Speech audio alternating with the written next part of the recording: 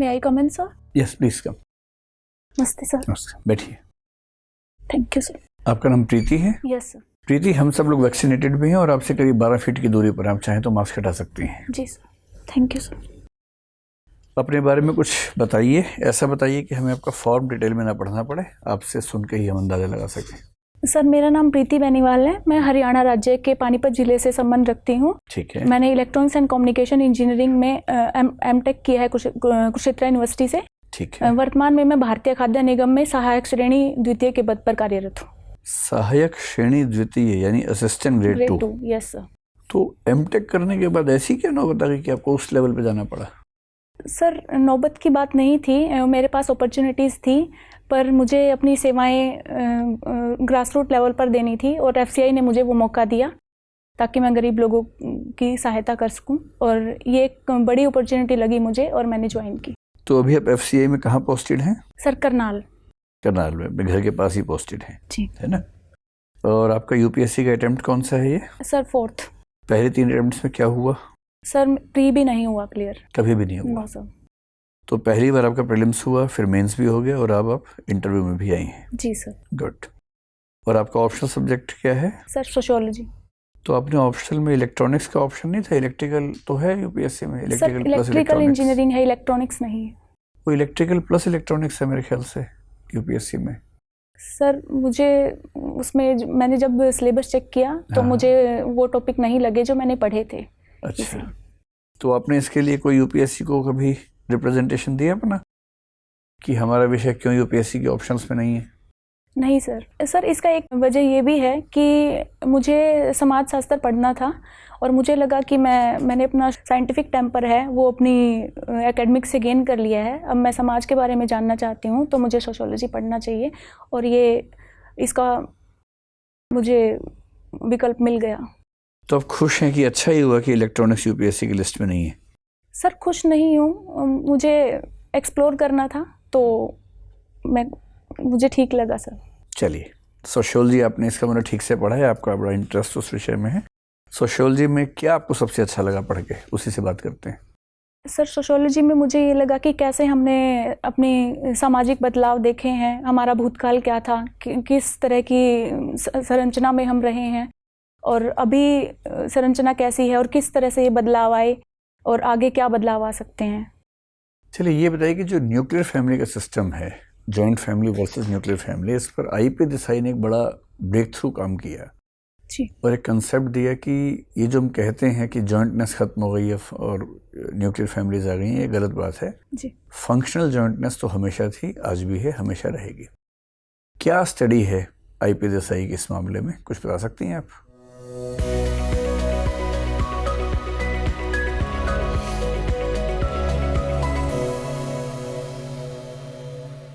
Sir joint family कुछ हद तक कम हुई है और इसका कॉन्सेप्ट कभी ख़त्म नहीं हो सकता जहाँ तक मैं समझती हूँ, क्योंकि हमारी एक सोसाइटी यूनाइट करने वाली सोसाइटी है जहाँ पर हमें जो न्यूली मैरिड कपल्स हैं जब वो फैमिली प्लानिंग करते हैं तो उनको अपने पेरेंट्स की नीड होती है, उनको बच्चे के लिए इसके सोशल बिहेवियर को मेंटेन करने के लिए भी सर मुझे लगता है कि जॉइंट फैमिली का कल्चर सही है और ये कभी नहीं जाएगा। इसकी आवश्यकता भी। फैमिली कौन सी क्लास में चल पाती है, कौन सी क्लास में नहीं चल पाती है? सर मिडिल क्लास में चल पाती है एंड लोअर मिडिल क्लास में भी चल पाती है, अपर मिडिल क्लास में नहीं चल पाती। रीज़न? सर मुझे लगता है कि वहाँ पर रिसोर्सेज ज़्यादा होते हैं, जब रिसोर्सेज ज़्यादा होते हैं तो प्राइवेसी का इशू आ जाता है और कुछ हद तक जो हमारे जो माता पिता हैं उनकी इंटरफेरेंस लगने लग जाती है। सर आप तो सोशियोलॉजी के सारे कंसेप्ट के जवाब बहुत मॉरल बेसिस पे दे रही हैं, मैं तो सोशियोलॉजिकल रिसर्च के बेसिस पे जवाब की उम्मीद कर रहा हूँ आपसे। इस पर किसकी स्टडी है भारत में फैमिली सिस्टम के जो प्रेजेंट सिचुएशंस है उस पर स्टडीज किसकी फेमस हैं? सॉरी सर अभी रिकॉल नहीं कर पा रही। अच्छा, आपने मैकम मैरियट के बारे में पढ़ा है कभी? कोई कंसेप्ट यूनिवर्सलाइजेशन या पैरोकियलाइजेशन ऐसा कुछ? No sir. कोई बात नहीं। इमाइल डरखाइम ने या दुर्खीम ने जो अप्रोच रखी सोशियोलॉजी में, मैक्स वेबर ने उस अप्रोच को काफ़ी चेंज किया जी। मैक्स वेबर ने सोशियोलॉजी की अप्रोच में क्या चेंज किया? सर मैक्स वेबर ने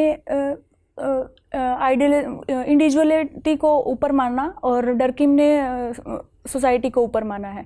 ठीक है। और मैक्स वेबर ने एक शब्द का इस्तेमाल किया था, वर्स्टेहेन। वर्स्टेहेन सुना है आपने? जी सर। क्या होता है वर्स्टेहेन? सर सुना है, सॉरी रिकॉल नहीं कर पा रही हूँ। कोई बात नहीं, ठीक है सर, आप पूछिए। अब FCI में काम कर रही हैं? जी सर। तो क्या क्या वहाँ पे आपकी जॉब का नेचर क्या है, क्या आप वहाँ पे करते हैं?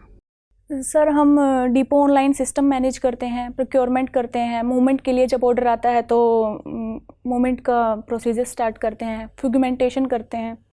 तो जो खाद्यान्न की जो खरीद करी जाती है उसको लेकर के बहुत सारा अभी पिछले समय में विवाद चला, किसान आंदोलन हुए, अब उस चीज़ को किस तरीके से देखती हैं? सर मुझे ये लगता है कि गवर्नमेंट और किसानों के बीच आपसी समझ नहीं बन पाई है। शायद गवर्नमेंट किसानों को समझा नहीं पाई है कि उन्होंने उनके फ़ायदे के लिए फार्म बिल्स बनाए हैं। किसान हैं वो MSP पर अड़े हैं कि उन्हें MSP का लिखित प्रोविज़न चाहिए, ये एक इशू है सर। तो आपको लगता है कि उनकी मांगें जो हैं वो गलत हैं? सर मांगे गलत नहीं है, उनको अभी तक MSP पर मिलता आ रहा है उनका प्राइस, उनके प्रोडक्शन का प्राइस। तो एकदम से इसको ख़त्म करना ठीक नहीं होगा, धीरे धीरे इसको ख़त्म करने में फ़ायदा हो सकता है। तो आपको लगता है कि गवर्नमेंट का जो टेक है वो सही नहीं है? नहीं सर, गवर्नमेंट का टेक सही है। गवर्नमेंट को जो APMC है उनकी लिमिटेशन या जो मंडी चार्जेस होते हैं वो कम करने चाहिए। किसानों का रुझान करना चाहिए इनकी तरफ की एक आइडियल सिस्टम सेट करना चाहिए सर, किसी एक पर्टिकुलर लोकेशन पे कि जब फॉर्म बिल्स इम्प्लीमेंट हुए हैं तो इनके पॉजिटिव रिजल्ट्स ये आए हैं। अच्छा, ये जो विवाद चल रहा है या जो किसानों और सरकार के बीच में जो टकराव है जी, वो पंजाब में ही क्यों दिखता है, बाकी जगहों पे क्यों नहीं दिखता है? सर क्योंकि पंजाब एंड हरियाणा में जो 80% प्रोडक्शन होती है वो MSP पे जाती है, बाकी राज्यों में 40%, जो टोटल प्रोडक्शन का 40% ही MSP पर खरीद होती है। अच्छा, तो खाद्यान्न भंडारण जो है उसमें क्या चुनौतियाँ हैं? सर सबसे बड़ी चुनौती है प्रोक्योरमेंट की। हमारा इंफ्रास्ट्रक्चर है जो काफ़ी ख़राब है, खस्ता हालत में है। वो जो पुराने गोदाम पड़े हैं उनकी रिस्ट्रक्चरिंग नहीं हो पाई है और इस वजह से जो हमारा फूड ग्रेन है वो ख़राब हो जाता है। जो जहाँ तक मैं समझता हूँ FCI जो है प्रॉफिट मेकिंग बॉडी है, तो जितना उनको काफ़ी सारा खाद्यान्न का काफ़ी सारा किराया वगैरह मिलता है जी, तो वो क्यों मेंटेनेंस नहीं करते हैं उस चीज़ का? सर प्रॉफिट मेकिंग बॉडी तो नहीं कहेंगे, अभी तक खर्च ज़्यादा आ रहा है, हमारा प्रॉफिट नहीं हुआ है। प्रॉफिट सिर्फ यही है कि हम सोसाइटी को बेनिफिट कर रहे हैं, गरीब लोगों को अनाज पहुंचा रहे हैं। एक सोशल बेनिफिट तो है, इकोनॉमिक बेनिफिट नहीं है अभी तक।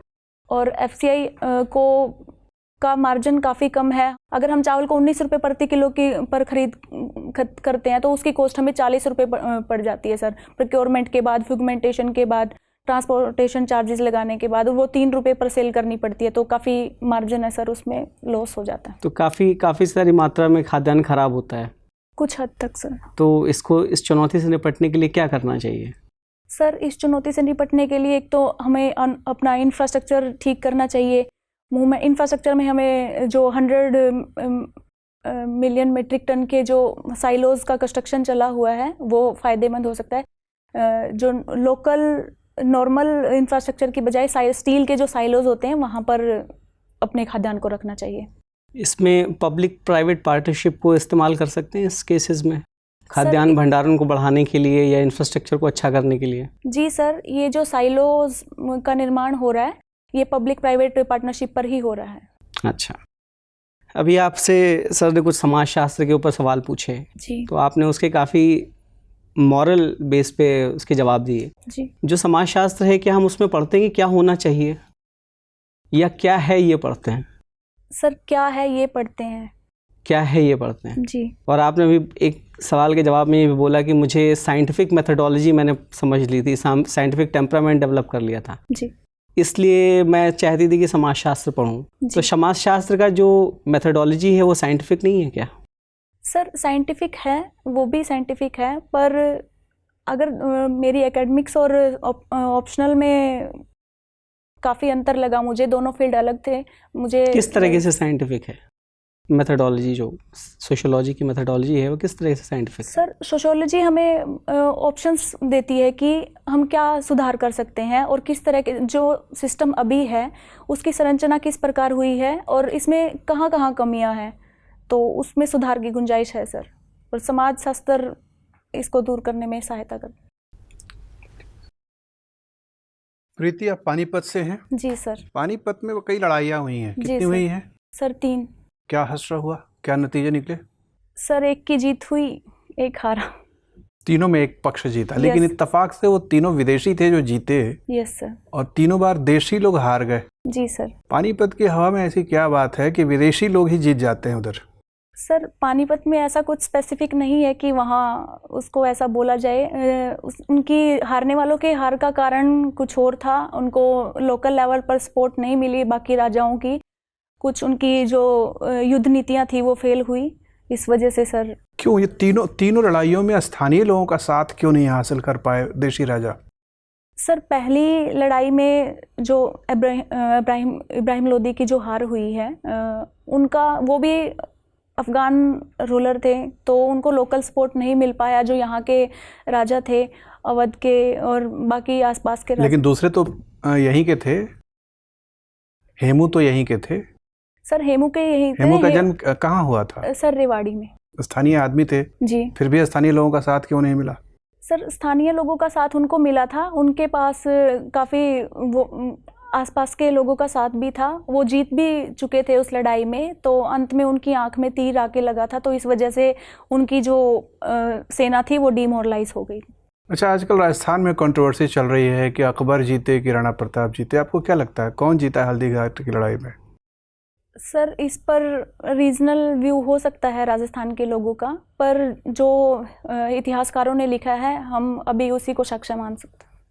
अच्छा, अफगानिस्तान में फिर लड़ाई वगैरह हो रही है, आजकल भी चल रही है। Yes sir.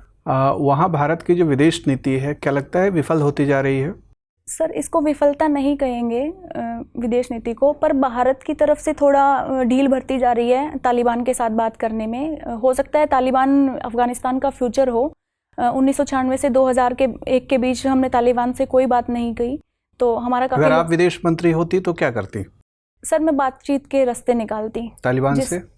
सर तालिबान से। तालिबान का अभी शीर्ष नेतृत्व किसके पास है? सर उमर अब्दुल्ला, ये नाम है शायद। उमर अब्दुल्ला। सर उमर है, पीछे का याद नहीं कर पा रही। अच्छा, जब भारत को आजकल जैसे ब्राज़ील में भी भारत का की एक दवा कंपनी का जो दवा का निर्यात था वो कैंसिल हो गया, भ्रष्टाचार के आरोप लगे। फ्रांस में भी राफेल डील पर न्यायिक जांच बैठ गई है। विदेश नीति में इधर हाल फिलहाल में कुछ विफलताएं मिल रही हैं जी। क्या आपको लगता है अमेरिका में प्रशासनिक परिवर्तन के बाद भारत के लिए अंतर्राष्ट्रीय जगत में स्थिति बनाए रखने में मुश्किलें आ रही हैं? सर अगर कुछ नीतियां विफल हो जाती हैं तो उसको एक ऑल ओवर विफलता नहीं माना जाएगा। कुछ पॉजिटिव इम्पैक्ट्स भी हैं हमारे। हमने 65 मिलियंस का कोविड फंड भी दिया है बाकी देशों को, अफ्रीका में भी दिया है, ब्राज़ील में भी। यूएस को हमने हाइड्रोक्लोरोक्विन दवाई का भी निर्यात किया है। तो अगर कुछ कैंसिल हो जाते हैं तो उनकी एक नीतिगत जांच होनी चाहिए दोनों देशों में कि वजह क्या रही पॉलिसी इम्प्लीमेंटेशन में, तो इसको विफलता नहीं माना जाएगा सर। अच्छा, आपको लगता है संतोषजनक है? पड़ोसियों के साथ भी हमारे संबंध बहुत अच्छे नहीं चल रहे हैं जी। क्या क्या दिक्कतें हैं भारत श्रीलंका संबंधों में आजकल? सर भारत श्रीलंका में एक तो वहाँ पर जो तमिल हैं उनके ऊपर जो एट्रोसिटीज़ हो रही हैं, उनके लिए भारत जब अपना पक्ष लेता है तो वहाँ के रीजनल नेता हैं जो वो अपना। कौन है राष्ट्रपति अभी श्रीलंका के? सर गोटाबया राजपक्षा। और प्रधानमंत्री कौन है? महिंदा राजपक्षा। दोनों में आपस में कोई संबंध है? सर भाई हैं दोनों भाई हैं? Yes sir. तो परिवारवाद तो वहाँ बड़ा प्रबल चल रहा है, इसका मतलब हो सकता है सर। क्या आपको लगता है दक्षिण एशिया की राजनीति में परिवारवाद हावी है, न सिर्फ भारत में बल्कि पूरे इस इलाके में? सर कुछ हद तक कह सकते हैं। समाजशास्त्री नजरिए से आपको क्या लगता है कि ये एक अच्छा लक्षण है कि चिंताजनक है? सर चिंताजनक है। क्या क्या खतरे हैं इसके? सर इसका ये खतरा है कि जो नेतृत्व है वो एक ही परिवार के पास रहता है, उनकी जो सोच है, पॉलिसी इम्प्लीमेंटेशन की जो प्रक्रिया है वो एक ही रहती है। और डेमोक्रेसी में चेंज ज़रूरी है सर, और इसके हिसाब से अलग अलग नेतृत्व होना चाहिए। भाई भतीजावाद खत्म। प्रीति जी सर। आप आईटी सेक्टर से आती हैं, तो आईटी के अंदर एक नया वर्ड है कि पतली सामग्रियां जो हैं वर्तमान में एक बड़े क्रांतिकारी परिवर्तन को लाने में सक्षम हो रही हैं जी। ये क्या चीज़ है जिसको हम ये इस वे में देख रहे हैं? पतली सामग्रियां क्या है और वो कैसे क्रांतिकारी बदलाव ला रही हैं? सर एग्जैक्टली नहीं याद कर पा रही, गैस कर सकती हूँ? हाँ, करिए। सर मुझे लगता है पतली सामग्रियाँ ये स्मॉलर चिप्स को चिप मैन्युफैक्चरिंग है जो, इसको बोला जा रहा होगा। इसकी मैन्युफैक्चरिंग अभी भारत ने स्टार्ट की है, काफ़ी कंपनियों को ऑर्डर्स दिए हैं और इसमें PLI VGF स्कीम के तहत काफ़ी गवर्नमेंट एड भी मिल रही है। तो इसके तहत इलेक्ट्रॉनिक सेक्टर में यानी इसके चलते हम विदेशियों के ऊपर अपनी डिपेंडेंसी को कम कर पाते हैं। बिल्कुल। एक टेस्ट की बात करें हम, हमारे ज़बान पे 5 टेस्ट या 4 टेस्ट जिसको हम देखते हैं, एक नया टेस्ट जो है वो इसके अंदर एंट्री कर गया है। जैसे मोनोसोडियम ग्लूटामेट है, वो आपके टेस्ट के अंदर भारतीय भोजन में सेंध कर रहा है जी। तो क्या ये भारतीयों के लिए ज़्यादा उचित है या सिर्फ एक व्यावसायिक स्तर पर विदेशी कंपनियां इसके ऊपर हावी हो रही हैं? सर माफ़ कीजिएगा, मैंने पढ़ा नहीं है इसके बारे में। चलिए कोई बात नहीं। DRDO का स्लोगन हम देखते हैं कि बलस्य मूलम विज्ञानम। इससे ऐसा प्रतीत होता है कि बल भय बिन होत ना प्रीत। क्या ये स्लोगन ऐसा नहीं लग रहा कि भारत की जो विदेश नीति है उसके साथ कंट्रोवर्सी दिखा रहा है? क्या इसको बदल देना चाहिए? सर मुझे लगता है कि नहीं बदलना चाहिए। विदेश नीति के साथ कॉन्ट्राडिक्शन, इसका विदेश नीति की पॉलिसीज़ अलग हैं। ये DRDO हमारे भारत का एक महत्वपूर्ण भाग है और डिफेंस मैन्युफैक्चरिंग में काफ़ी इंपॉर्टेंट रोल प्ले कर रहा है। तो लोगो बदल देने से तो कुछ बदलाव नहीं आने वाला। स्काई वेव और अल्ट्रा हाई फ्रीक्वेंसी वेव जो है वर्तमान में बहुत याद काम में लिया जा रहा है जी सर। तो अल्ट्रा हाई वेव्स जो हैं वो हम वर्तमान में IT सेक्टर में कौन कौन से इक्विपमेंट्स में काम में ले रहे हैं और उसका क्या यूज़ है? सर अल्ट्रा हाई फ्रीक्वेंसी अभी हम 5G टेक्नोलॉजी में प्रैक्टिस चल रही है, उसमें यूज़ कर रहे हैं। जो 5G का स्पेक्ट्रम है जी, ये 4G के स्पेक्ट्रम से किस तरह से अलग हो रहा है? सर इसका स्पेक्ट्रम हमें 5G के ट्रायल के लिए हमें एक वाइड बैंड की ज़रूरत पड़ेगी। जो हमारी जो फ्रिक्वेंसी है वो 8 गीगाहर्ट्ज़ से 45 गीगाहर्ट्ज़ तक का बैंड हमें मिला है इसमें। तो इसमें हम काफ़ी एडवांस टेक्नोलॉजी का यूज़ कर रहे हैं। ठीक बात। मैसिव MIMO की टेक्नोलॉजी को यूज़ किया जा रहा है एंड मैसिव लाइट फिडेलिटी की टेक्नोलॉजी को भी यूज़ किया जा रहा है। ठीक बात। हाइड्रोजन को एक वैकल्पिक ऊर्जा स्रोत के रूप में माना जाता है जी सर। बावजूद इसके कि भारत अभी तक इसका दोहन करने में पूर्ण सक्षम नहीं हुआ है जी। कौन कौन सी अड़चने हैं जो हम फेस कर रहे हैं?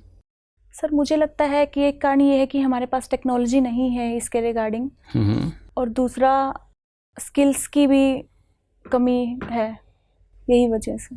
जब हम किसी नए ग्रह की खोज करते हैं जैसे गोल्डीलॉक्स जोन्स की जो खोज करते हैं तो उसमें सबसे पहले ओजोन लेयर के ऊपर काम किया जाता है, उसकी ढूंढा जाता है। ऐसा क्यों करते हैं हम कि ओजोन की हम पहले ढूंढ करते हैं और उसके बाद में आगे का काम चालू करते हैं? सर ओजोन लेयर है जो एटमॉस्फेरिक लेयर में स्ट्रेटोस्फेयर का पार्ट है जो हमें UV रेस से बचाती है। तो अगर ओजोन लेयर पर प्रयोग किए जाएंगे तो उसका सीधा असर पृथ्वी पर रहने वाले लोगों पर पड़ेगा। तो वहाँ से एक प्रैक्टिकल, ये एक पुराना कॉन्सेप्ट था कि UV जो है UV को रोकती है ये, लेकिन UV तो फिर भी नीचे आ रही है जी। और जो स्पॉन्टेनियस म्यूटेशन है वो क्रिएट करती है, तो फिर ओजोन को इतनी वरीयता क्यों दी जा रही है? सर ये पूरी तरह से UV को नहीं आने देती, कुछ हिस्से को ब्लॉक करती है, और अगर ओजोन लेयर नहीं होती तो काफ़ी एक नया कॉन्सेप्ट है कि मैदानों में रहने वाले लोग, वनस्पत जो हाई एल्टीट्यूड पे रहने वाले लोग हैं, उनसे ईंधन को कम यूज़ लेते हैं जी, क्योंकि हाई एल्टीट्यूड पे खान लेट पकता है जी। तो आप इससे सहमत हैं कि वहाँ के लोग ज़्यादा जो है ईंधन प्रयोग में ले रहे हैं वनस्पत आपके मैदानों में रहने वाले लोगों के? सर मैं सहमत हूँ इस बात से। Sir please. प्रीति, अभी संसद चल नहीं पा रही है ना? 6-7 दिनों से काफ़ी एक हंगामा सा मचा हुआ है, क्या कारण है? सर जो अपोजिशन पार्टी है वो पेगासस पर विचार की बात कर रही है और गवर्नमेंट उसके लिए रेडी नहीं है, इसी वजह से ब्लॉकेट लगा। पेगासस क्या है? सर पेगासस एक सॉफ्टवेयर है, इजरायली कंपनी NSO ने उसको बनाया है। अच्छा। और वो एक स्पाईवेयर का काम करता है मोबाइल फ़ोन में। तो इसमें हंगामा क्यों होना चाहिए? क्योंकि पेगासस जो है वो किसी इंडिविजुअल का तो करता नहीं, स्टेट के कंफर्मेशन के बाद ही करता है। और आप जानते हैं कि भारत में 9-10 एजेंसियां ऐसी हैं जो किसी भी व्यक्ति के किसी भी तरह के IP एड्रेस को ट्रैक कर सकती हैं जी। उनके लिए कोई प्राइवेसी का कोई मैटर नहीं, नेशनल सिक्योरिटी के नाम पर वो कुछ भी कर सकती है जी। और सरकार ने भी पार्लियामेंट में ये कह दिया कि भाई हमने दुरुपयोग नहीं किया जी। तो फिर क्यों ऐसा विरोध? सर, अगर सरकार ये बोल रही है कि हमने दुरुपयोग नहीं किया तो इसकी निष्पक्ष जांच होनी चाहिए। सरकार जांच के लिए मना कर रही है, मेन हंगामा इसी बात पर है। और इसने कुछ लोगों की जो सरकार डिबेट के लिए तो तैयार हो गई है, सरकार कह रही है कि हम चर्चा करेंगे। सर, चर्चा के लिए, जांच के लिए हाँ नहीं कही है उन्होंने। अच्छा, आपको ऐसा नहीं लगता है कि जब मौके मिलते हैं, जब भी विपक्ष को, तो कुछ सरकार को घेरने के लिए कुछ प्रयास होते हैं, और जब भी बहुमत वाली सरकार आती है भारत में तो थोड़ी रहती है डिसिसिव, जैसा आज की गवर्नमेंट भी डिसिसिव है जी, तो वो कहीं ना कहीं ये कारण भी आपको लगता है? सर, अगर ऐसा होता तो बाकी के बिल्स नहीं पास होते पार्लियामेंट में, तो मुझे नहीं लगता ये कोई बहुमत की सरकार को घेरने का है। ठीक है, हो सकता है किसी पॉलिटिकल पार्टी के कुछ प्राइवेसी कंसर्न्स हों, वो लीक हुए, तो अगर सब कुछ निष्पक्ष है तो जांच हो जानी चाहिए। इसमें नेशनल सिक्योरिटी के हवाले से भी जांच हो जानी चाहिए सर। चलिए, ठीक बात है। जैसे इंदिरा गवर्नमेंट के ज़माने में हम देखें तो काफ़ी थोड़ी ऑथोरिटेटिव प्रैक्टिसेस वाली कानून बने थे जी। जैसे आप देखिए कॉफ़ी पोसा है ना, या मीसा, हालांकि मीसा अब तो डिसेबल्ड हो गई है 77 के बाद, maintenance of internal security act या अनलॉफुल एक्टिविटी प्रिवेंशन एक्ट, सभी इंदिरा गवर्नमेंट में इस तरह के मतलब हुए थे। और फिर कुछ अभी दिखता है, फिर मोदी गवर्नमेंट में ऐसा दिखता है। तो क्या आपको कुछ सिमिलैरिटी लगती है कि सरकार में कुछ ऑथोरिटेटिव प्रैक्टिसेस भी है क्या? सर, मैं कह सकती हूँ कि कुछ हद तक है। जब बहुमत की सरकार होती है तो उनके पास अपने पॉलिसीज़ है, अपनी सोच को इम्प्लीमेंट करने का हक नहीं कह सकते, उनके पास मौका होता है तो वो चेंज करते हैं सर इसके लिए। तो नेशनल सिक्योरिटी के लिए कुछ तो आवश्यक बुराइयां भी होती हैं। हमने आफ्स्पा कानून बनाया हुआ है जी, या ये सब जो भी नाम मैं बोल रहा हूँ, तो ये तो एक तरीके से नेसेसरी ईवल है, कई बार करना पड़ता है। जी सर, राष्ट्रीय सुरक्षा के लिए अगर ज़रूरत है तो किया जाना तो आपने ये कहा ना कि ऑथोरिटेटिव है तो सर, कुछ साबित करके बताइए कि क्या ऐसा। सर, ऑथोरिटेटिव में हम ये बोल सकते हैं जैसे UAPA है, उसको उसकी जो डेफिनेशन है वो काफ़ी वैग है। उसमें गवर्नमेंट ने क्लियर नहीं किया है कि वो किसी ग्रुप को टेररिस्ट मानेंगे या फिर किसी इंडिविजुअल को टेररिस्ट मानेंगे। तो उस केस में जो काफ़ी सोशल एक्टिविस्ट हैं, जर्नलिस्ट हैं, उनको गिरफ्तार कर लिया जाता है। तो चलिए, अच्छी बात है। अब काफ़ी डेमोक्रेटिक और लिबर्टी पसंद लगती हैं, अच्छी बात है ये। आप अभी कुछ कह रहे थे विदेश मामलों में, तो काफ़ी अच्छे, कुछ अच्छे, बहुत स्ट्राइकिंग कुछ बात आपने कही। फिर अभी आपने विदेश सेवा को चौथे वरीयता पर क्यों रखा? सर, विदेश सेवा को चौथी वरीयता पर इसलिए रखा मैंने क्योंकि मेरा असिस्टेंट सेक्शन ऑफिसर के पद पर चयन हो चुका है, जो SSC के तहत होती है। तो मुझे लगता है कि अगर यहाँ पर मुझे वो जॉब नहीं मिलेगी तो वो वहाँ सिक्योर हो गई है सर। अच्छा जी। तो सेक्शन अफसर से ऊपर हायरार्की में क्या क्या है बताइए। सेक्शन अफसर सेक्शन में होते हैं जी, उसके ऊपर कौन से अधिकारी होते हैं? सर, अभी मेरा जो चयन हुआ है वो असिस्टेंट सेक्शन ऑफिसर के पद पर हुआ है। उसके ऊपर सेक्शन ऑफिसर, उसके ऊपर अंडर सेक्रेटरी। अंडर सेक्रेटरी किस लेवल पे होते हैं? सर, वो IFS लेवल पर होते हैं। अच्छा, मतलब क्या देखते हैं? ब्रांच देखते हैं, डिवीजन देखते हैं, क्या किस चीज़ को होल्ड करते हैं वो? सर, अंडर सेक्रेटरी उनको जैसी जिस प्रकार की अच्छा, ठीक है, उससे आगे, उससे ऊपर बताते जाइए। सर, उसके ऊपर, सॉरी, तो आपसे ऊपर अंडर सेक्रेटरी, उनसे ऊपर डिप्टी सेक्रेटरी, जॉइंट सेक्रेटरी और सेक्रेटरी, है ना? इनमें से कौन से आप पसंद करते हैं पद जो आपको चाहिए? सर, पहले तो मैं अंडर सेक्रेटरी का ही पद चाहूँगी। स्टेप बाय स्टेप चलना चाहिए, बहुत अच्छी बात। चलिए बताइए, हरियाणा में जो हरियाणा का कंट्रीब्यूशन अगर देखें भारत के लिए तो बहुत ही अच्छा है जी। डिफेंस में इतने सारे बहुत ही एक पर एक वहाँ से वहाँ जाते हैं जी। लेकिन यहाँ के युवाओं में लीकर के प्रति कुछ ऐसा दिखता है, थोड़ा भटके हुए भी हैं जी। ये इसके क्या कारण आप समझते हैं? क्योंकि एक तरफ ये इतना अच्छा है, काफ़ी वेजिटेरियनिज्म का भी इम्पैक्ट है, हेल्थ बहुत अच्छा रखता है, स्पोर्ट्स में कंट्रीब्यूशन बहुत अच्छा है, कुछ ऐसा भी दिखता है कुछ स्पोर्ट्स में अच्छे खिलाड़ी भी मतलब इस तरह की चीज़ों में पाए गए और क्रिमिनल एक्टिविटीज़ में भी हो गए जी। ये क्या कारण है? सर, मुझे इसका सबसे बड़ा कारण बेरोजगारी लगती है। दूसरा, हरियाणा में पैट्रियार्कल सिस्टम है। अगर लड़का कुछ गलत काम करता है तो उसको इतनी हद तक रोका नहीं जाता, तो ये दो कारण हैं सर इसके। और एक मतलब सामाजिक नज़रिए से देखें तो और क्या मतलब सुधार के लिए कुछ उपाय बताइए, कुछ हम लोग जानना चाहते हैं, रिफॉर्म कैसे करें? सर, सुधार के लिए सबसे बड़ा मैं पैट्रियार्कल तो समझ गए कि वो थोड़ा सा एटीट्यूड चेंज करें, और दूसरा सर पहला यही कि एम्प्लॉयमेंट के सोर्सेज देने चाहिए ताकि उनका ध्यान प्रोग्रेस में लगे। ठीक है। दूसरा ये सर कि उनको एक सोशल अवेयरनेस भी बतानी चाहिए कि हेल्थ पर आपका ऐसा इम्पैक्ट हो रहा है तो आप ये ड्रग एडिक्शन को छोड़ दीजिए। और हरियाणा जैसी प्रोस्पर स्टेट में सर जहाँ दूध दही का हरियाणा बोला जाता है तो वहाँ पर इन चीज़ों के लिए एक नेगेटिव कैंपेन चलाना चाहिए कि ये चीज़ें अच्छी नहीं है, आपके पास काफ़ी और उपाय हैं। बस लास्ट सवाल है हमारा। अभी गवर्नमेंट में काफ़ी महिला मंत्री इंडक्ट की गई, महिलाएं बहुत आ गई, क्या प्रभाव इसका पड़ेगा? सर मुझे लगता है इसके काफ़ी पॉजिटिव प्रभाव पड़ेंगे। जैसे सर जो हमारी मिनिस्टर ऑफ स्टेट हैं भारती पवार जी, वो हेल्थ में उनको मिनिस्टर ऑफ स्टेट दिया गया है तो उनके पास हेल्थ का एक अच्छा रिकॉर्ड है, तो वो कर सकती हैं। Meenakshi Lekhi ji ministry of state in external affair उनको नियुक्त किया गया है तो वो काफ़ी इंटरनेशनल मुद्दों पर बात करती हैं तो इससे महिलाओं में मोटिवेशन आएगा इंडिया में। ये एक तो चीज़ समझ में आ रही है आपके कहने से। और क्या अर्थ लगाएं, क्या इसका प्रभाव पड़ेगा? सर इससे एक जो जेंडर गैप है वो कम होगा। जो फीमेल का पार्टिसिपेशन है, ठीक है, पॉलिटिकल या इकोनॉमिक, वो चेंज। ठीक, बहुत अच्छी बात है। All the best. अब अध्यक्ष महोदय आपसे बात प्रीति, ये बताइए कि आप डायरी लिखती हैं ना? Yes sir. तो डायरी का आपका क्या फॉर्मेट होता है? कुछ लोग बड़ा डिस्क्रिप्टिव डायरी लिखते हैं, कुछ इमोटिव लिखते हैं, कुछ एनालिटिकल लिखते हैं, कुछ इंट्रोस्पेक्टिव लिखते हैं। आपका क्या स्टाइल है लिखने का? सर मैं day to day activity record करती हूँ कि कुछ उसमें मोटिवेशनल रिकॉर्डिंग भी होती है और कुछ पर्सनल भी होती है सर। नहीं, पर्सनल तो खैर होगा ही। बेसिकली वो फैक्ट्स होते हैं कि आज दिन भर में आपने क्या क्या किया। सर फैक्ट्स होते हैं और कुछ सोशल इश्यूज भी होते हैं। अगर मैं आपको एग्जांपल दूं तो मेरे पड़ोस में एक छोटी बच्ची का जन्म हुआ था तो उन्होंने उसका नामकरण किया और उसके लिए बड़ा सा आयोजन किया। हरियाणा में जहाँ बच्चियों के जन्म पर थोड़ा लोग खुश नहीं होते हैं, माता पिता या परिजन खुश नहीं होते हैं, तो ये एक मुझे काफ़ी अच्छा इवेंट लगा और मैंने इसको रिकॉर्ड किया। कुछ फैमिलीज ऐसी भी हैं जो अपने घरों पे जो नेम प्लेट है वो अपनी बच्चियों के नाम से लगा रही हैं। तो सर ये जो हमारा जो सेक्स रेशो है, स्क्यूड सेक्स रेशो हरियाणा का, तो इसको इम्प्रूव करने में अच्छा है। चलिए, मान लीजिए आपका सिलेक्शन नहीं हो पाता और जिस दिन रिजल्ट आया आप बहुत उम्मीद से अपने नेट चेक किए और आपका नाम उसमें नहीं है जी, उस दिन की डायरी में आप क्या लिखेंगे? जरा 3-4 सेंटेंस बताइए, क्या होंगे एग्जैक्टली? सर उस दिन मैं थोड़ा उदास हो सकती हूँ, पर मैं ये लिखूँगी कि एक मेरी बहुत अच्छी जर्नी रही है यूपीएससी की।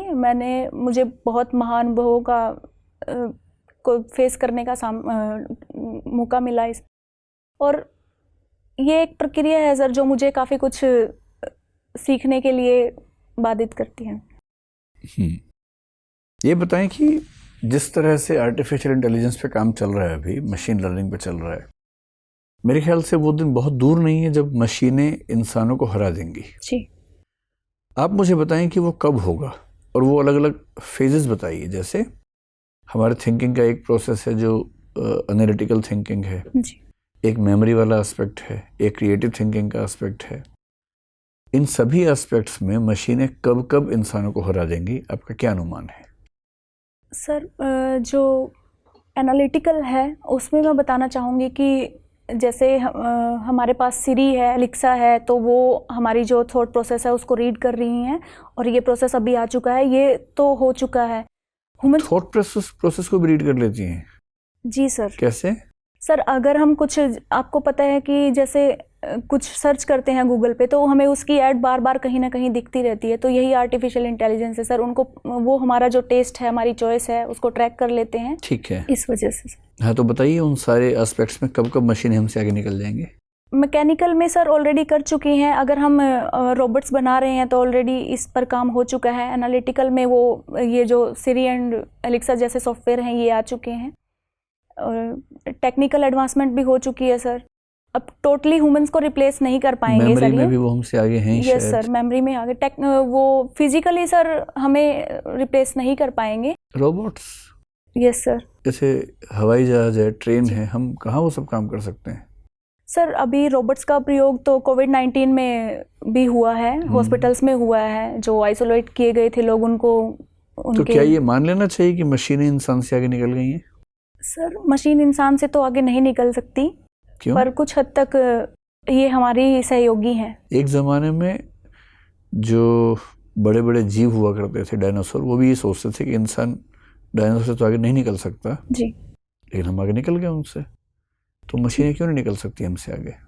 सर इसका एक एग्जांपल ये भी दे सकती हूँ मैं कि कुछ जो कंपनीज हैं उन्होंने अपने रोबोट्स में इमोशंस को एम्बेड करने की कोशिश की थी, पर वो फेल हुए। तो एक एग्जांपल ये है कि वो हमारे इंसानों के जैसा सोचने में या वो इमोशनल इंटेलिजेंस क्रिएट करने में सफल नहीं हो पा रहे हैं। अभी तक नहीं हुए ना? क्या इससे अनुमान कर लें कि कभी नहीं हो पाएंगे? सर उस लेवल तक नहीं हो पाएंगे, क्योंकि अब एमटेक हैं इलेक्ट्रॉनिक्स से, इसलिए मुझे लगा कि आप इस पर कुछ इंसाइट देंगी मुझे कि लगभग 20 साल बाद या 15 साल के बाद ऐसा एक सॉफ्टवेयर बनने वाला है या ऐसा चिप बनने वाला है जब मशीनें हमें रिप्लेस कर देंगी। ऐसा कोई स्पष्ट अनुमान आपके पास नहीं है? सर मेरा निजी अनुमान ये है कि इंसानों को तो नहीं बदल पाएंगी, वो उसके भरपूर सहयोगी हो सकती हैं पर पूरी तरह से नहीं बदल पाएंगी। अब मेरा आखिरी सवाल है कि आप हरियाणा से हैं जी, और ये जो मूवमेंट चल रहा है किसानों वाला मुख्य रूप से हरियाणा में ही चल रहा है जी।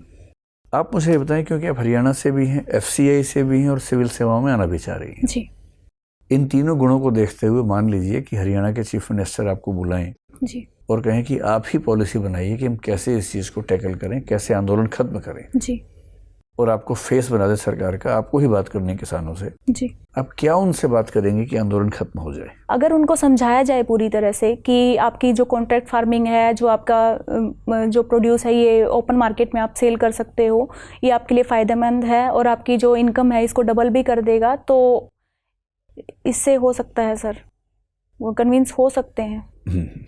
और MSP को कुछ समय के लिए और चालू रखें, एकदम से इसको ख़त्म ना करें। सरकार तो उसको लिख के देने को तैयार है ही। सर सरकार ने अभी लिख कर नहीं दिया है, इसी वजह से जो प्रोटेस्ट हैं वो चालू हैं। मतलब प्रोटेस्ट का मूल कारण यही है कि MSP का लिख के नहीं दिया है? सर सिर्फ वार्ता हुई है, कोई रिटन डॉक्यूमेंट नहीं दिया है। ठीक है, ठीक है प्रीति, बहुत अच्छा लगा आपसे बात करके, अब आप जा सकते हैं। Thank you sir, thank you.